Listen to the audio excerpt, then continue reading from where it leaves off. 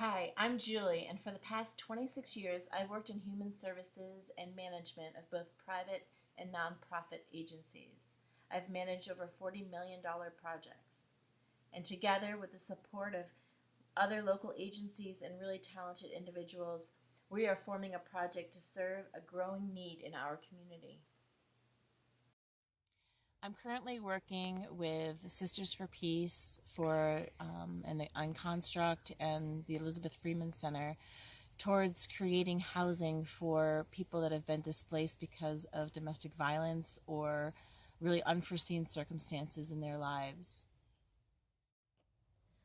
One of the main reasons that I started talking to those organizations was because it's been really part of my mission to help people going through domestic violence find a place to live. And the reason that that's important to me is because in 2011 I found myself in that position. I was leaving an unhealthy marriage and I was afraid to get out, and part of my fear was finances, and it kind of ended very abruptly, and I was facing losing my house.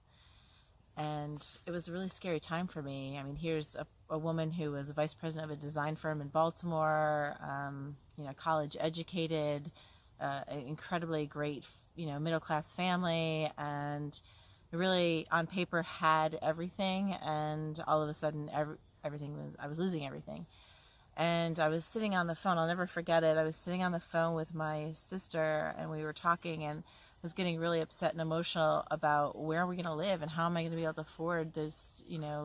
The rents and the housing in Berkshire County are really astronomical compared to a lot of the country, and I couldn't leave. I couldn't move the kids. They needed to be near, their father. The Massachusetts laws kind of were keeping me there, and I needed to find a way to live. And all of a sudden there was this little tug on my shirt, and I stopped and I put the phone down and turned around, and there's my son, and he starts to sob.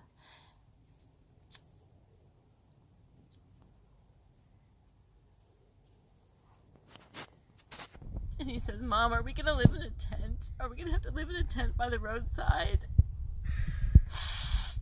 And all I could do, I just assured him, "No, honey, we're not. That's not going to happen." But in the back of my head, I really wasn't sure.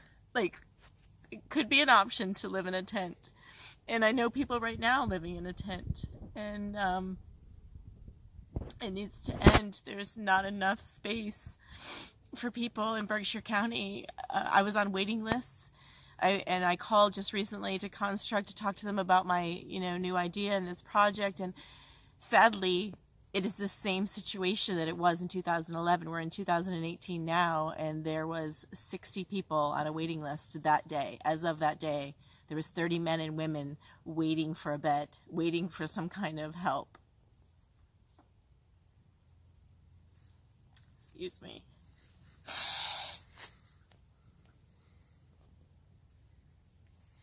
So it's obviously a really big need in our community, and I think it's up to the community members to stop waiting for someone else to take care of the problem and to start doing something about it now, because we can invest in these people just like people invested in me.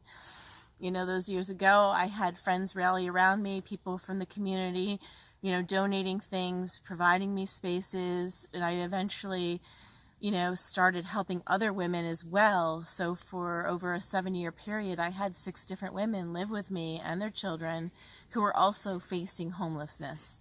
And together we rebuilt our lives and we got back on our feet. And it doesn't take long. It's just there's this momentary bump that happens in people's lives, and they need someone to believe in them, to help them, and to give them that support.